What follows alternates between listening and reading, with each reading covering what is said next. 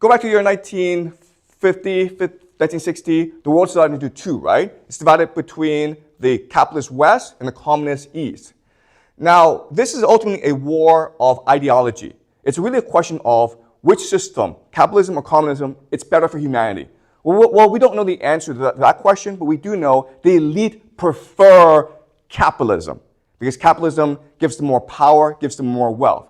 So the elites both in China and the Soviet Union, they basically give up, okay? In 1991, the Soviet Union basically unconditionally surrenders, and this creates the complete dominance of the American system, the Pax Americana. So once America has domination, it now can spread its system throughout the world. This is Karl Popper, and he wrote a book called The Open Society. And in it, he questions grand ideologies because he believes that it's these grand ideologies like communism and fascism that have destroyed the world and which have led to World War II. He hates Plato, he hates Marx, he hates Hegel. He thinks these are the three totalitarian philosophers in human history. And so what he proposes is that the height of civilization is the Anglo-American civilization. Okay? The Germans and the Russians are bad because they are racist, because they are nationalistic, because they are grand in their vision. They're always trying to transform humans to shapes and things that are anti-human. But the Americans and the British, they are practical. They are utilitarian. They believe in evolution. Okay, and that's what Karl Popper believes the Anglo-American civilization is really the height of human civilization. But there's actually another way to understand the Pax Americana. And so the idea is, from World War II, we transferred the Pax Americana. And there are major differences, right? So World War II was about the nation state. That was the main constituent body of World War II. In the Pax Americana, what matters is the international rules-based order, which includes central banks, but also includes United Nations, right? World War II was about mercantilism. Mercantilism is that you only trade within your sovereignty, okay? You only trade with your colonies. But Pax Americana argues for global free trade. Global free trade will lead to prosperity in the world. World War II argues for unity of will, and Pax Americana argues for consumerism, okay? The unity of will is the idea that we must be a whole, that the constituent parts together are less than the whole, okay? Consumerism is just individuals should just go and spend money and enjoy their life and don't worry about big problems like the nation state, end of history, these ideas. All right. In other words, what's happened in our world is the world's gone from one that focused on civilization to a game. In a civilization, people are citizens who sacrifice themselves in order to obtain glory, okay? So think of Achilles, right? Achilles went to Troy because he was a competition among his other Greeks to seek eternal glory, okay? But in the game, we're all individual players who are trying to make as much money as possible. Now, in theory, you're taught that, okay, the best way to do that is to work hard, be smart, be talented, create something innovative, right? But in reality, the best way to make money is by cheating, okay? What is cheating? Cheating is basically creating a monopoly.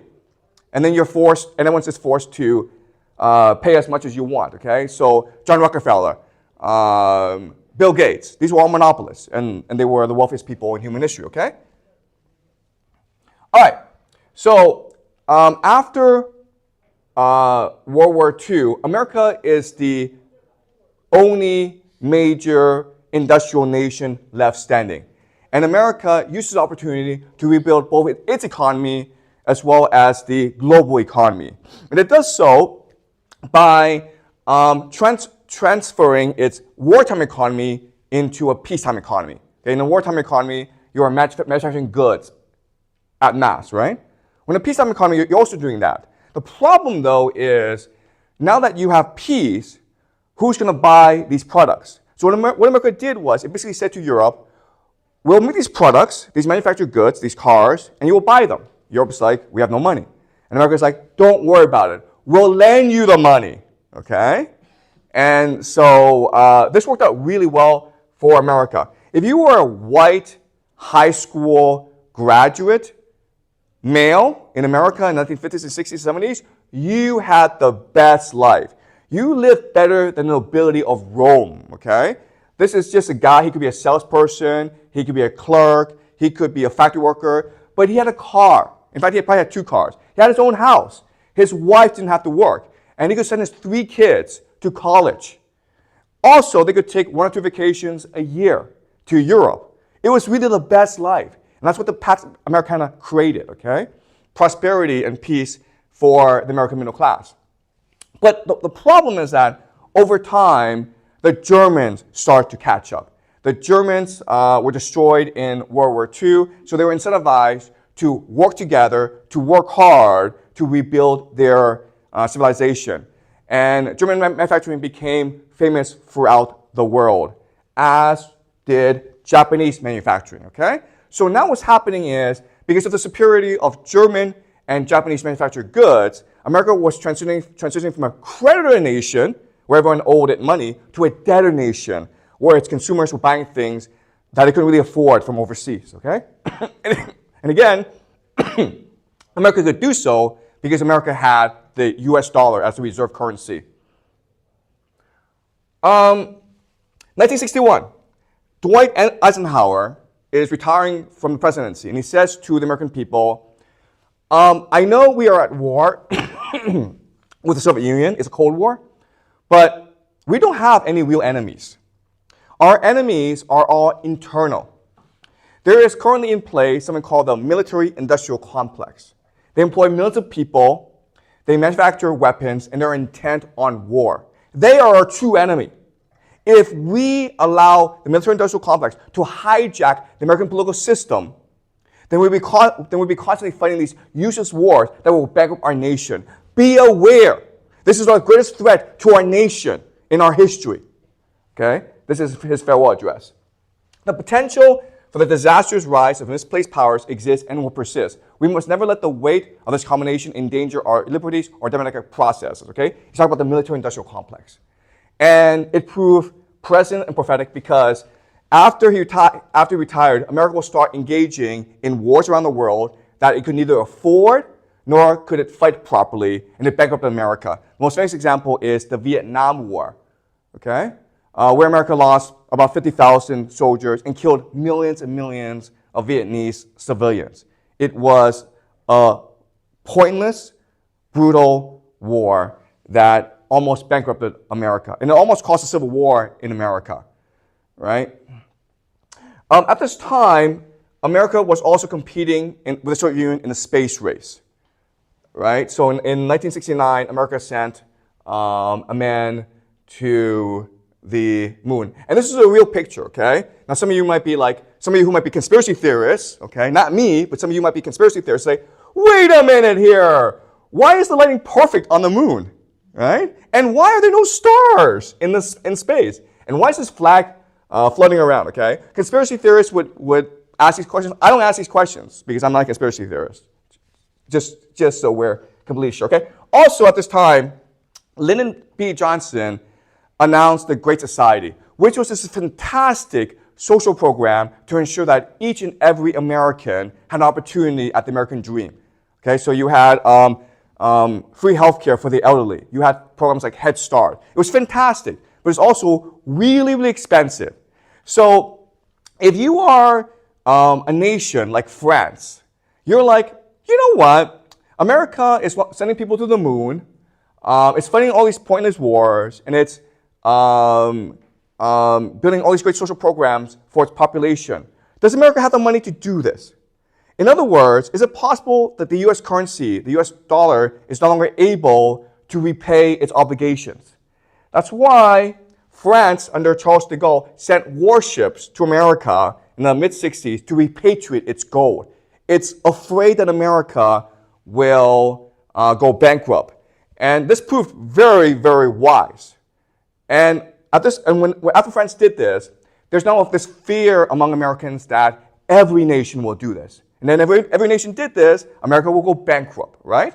That's why in the year 1971, Richard Nixon announces the US dollar will no longer be tied to gold, which means that You can't use US dollars to buy gold anymore.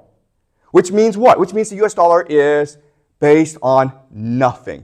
The value of the US dollar is now based primarily on people's faith in its value. Okay? So this leads to a lot of problems like inflation and oil shock. So to solve this problem, in 1973, Nixon signs an agreement with Saudi Arabia. Basically, the agreement is that from now on, Saudi Arabia, which is the world's largest oil exporter, will only take payments in US dollars. And whatever savings that Saudi Arabia has will be invested in US treasuries. Okay? So this is what we call the petrodollar. And the idea here is now the value of the US dollar is tied to the value of oil. Okay? You can always exchange US dollars for oil. But then Nixon did something that was extremely clever. He went to China. Okay? So for the longest time, China and the United States were at a Cold War. Americans basically isolated China. So in 1972, Nixon visited Mao Zedong. Why? The answer is very simple. Because he needed more consumers to buy US dollars. Does that make sense? He needed people to want US dollars. He needed to create a US dollar addiction. And to do this, what did America do? America gave China everything. America started to ship its factories overseas to China. America gave all its expertise and technology to China. America started to educate the Chinese elite. And what's really important is American defense companies started to give military secret technology to China. Okay? Now, I know that in the United States, people believe that China stole this technology. China didn't have to steal this technology because America gave it to China for free. Okay? Why would America do this? To create dependence on America. Because once the dependence is created, then Chinese will want US dollars. Okay? The intention has always been to create a market for US dollars in order to prop up the US currency. Okay? Does that make sense? So Saudi Arabia gave its oil to the United States, and China gave its labor, okay, its most precious commodity, to the United States in exchange for US dollars.